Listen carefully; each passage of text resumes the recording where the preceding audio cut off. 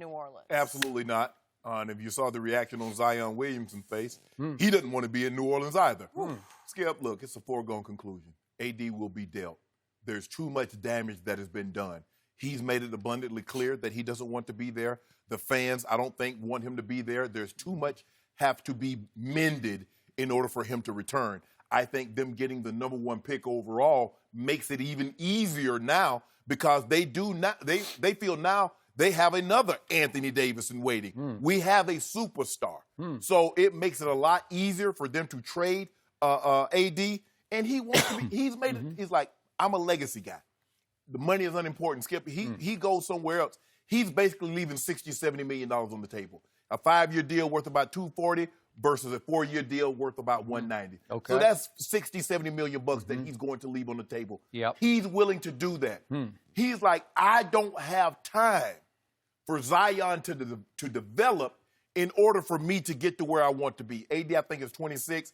It normally takes about 3 years for these guys. If Zion is what you think, and many believe he is, it's going to take him about 3 years. AD will be 29.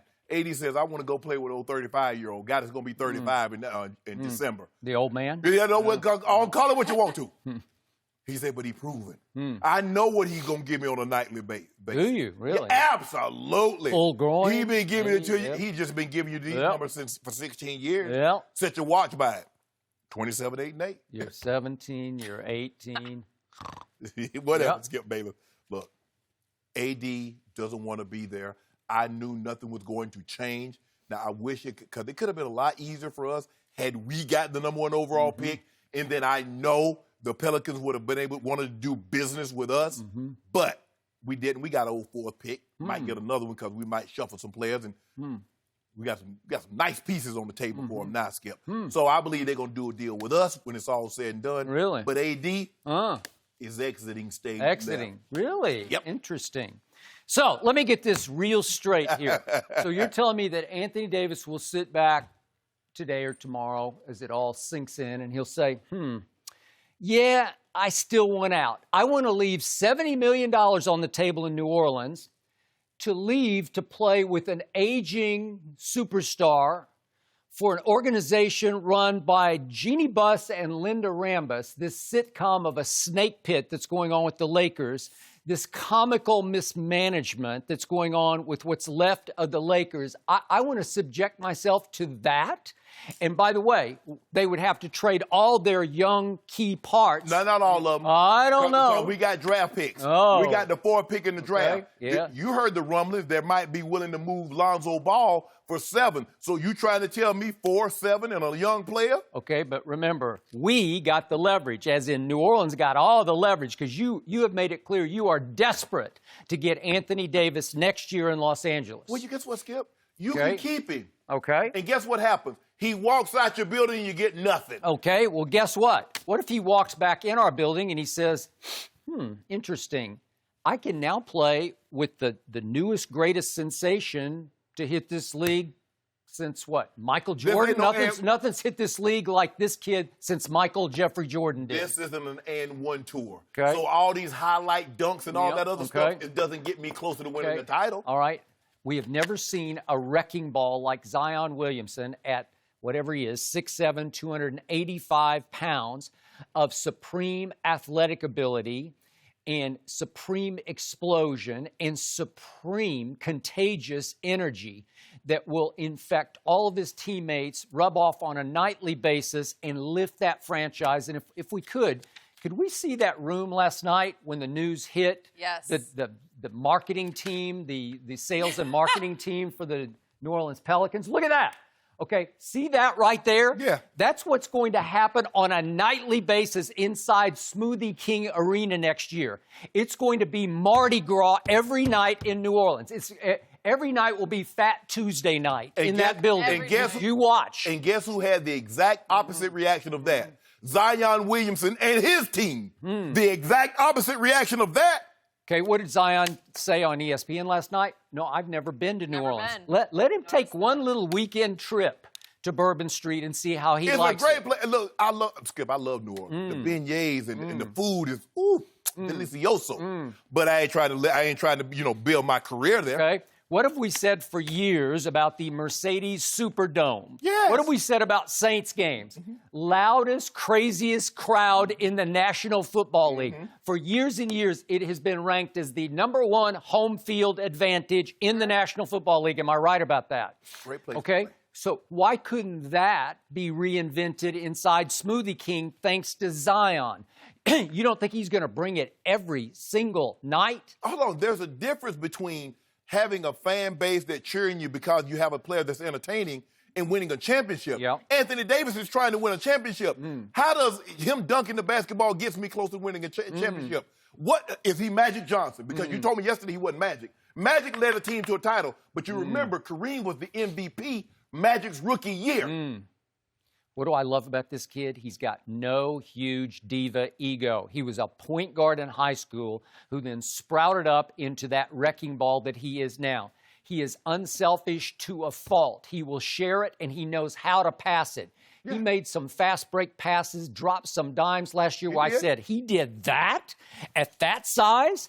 And again, the explosion will translate immediately. He's got a man body that will translate to the NBA immediately. How does that get Anthony Davis closer to winning a title? Because he'll blend right in with Anthony Davis. And by the way, there's another player named Julius Randle there who's got a whole lot of Zion in his game.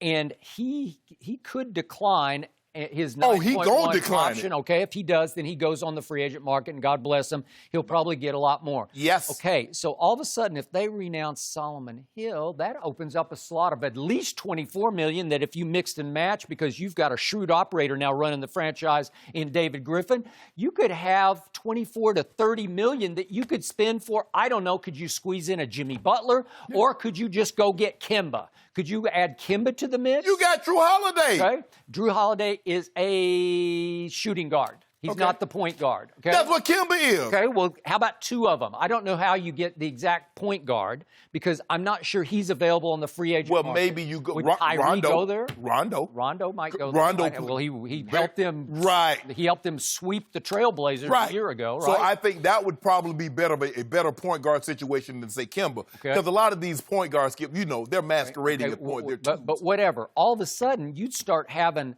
a force in the Western Conference if you had AD and Zion and you add another star. You know what? I'm not doing it. You add another star and you've got an all-star in Drew Holiday.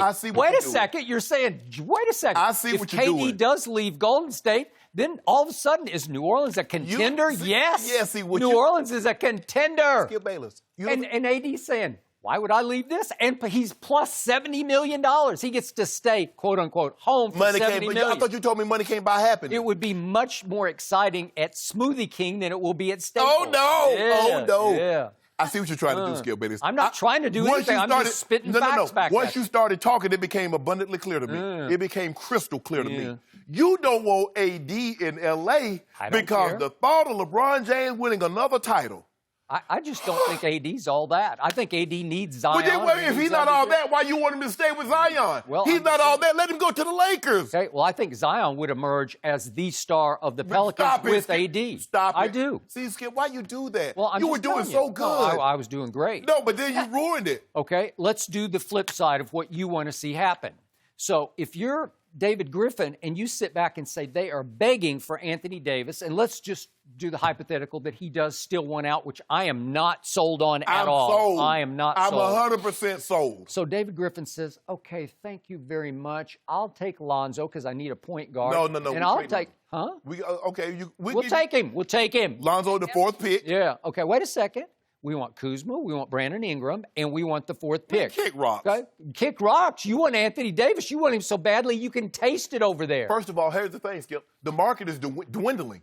Because here's the thing. Why would I sign Anthony Davis when I know he's going to walk at the end of the year? I've given up all this, and he's signed. So if you trade him somewhere else other than the Lakers, Boston, how appealing is Boston if Kyrie dips? Okay. Is that appealing? Okay. So your market is drawing up. Okay, but does he have a no-trade clause? No. Can he dictate where he wants to go? I don't know. He has 1 year.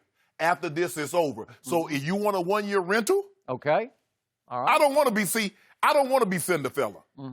So that's what you're going to be. You're going to be renting for a year, and he going to dip if it's not the place he wants to be.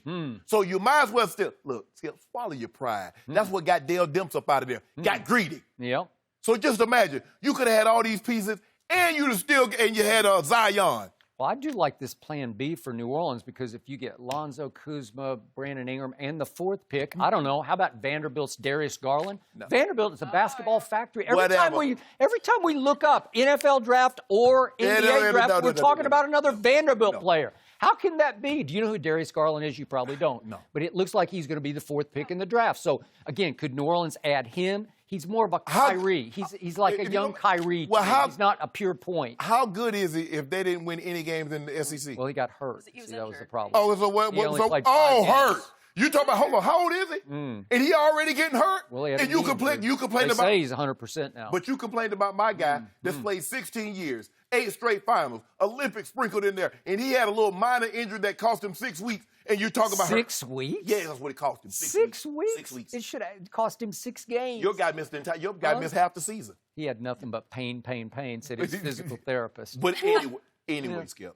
You know what? You could sell AD. You got a physical therapist in Beverly Hills that he can go to, and she'll cover for him. And whatever, Skip. Yeah, it's simple as this. Yeah.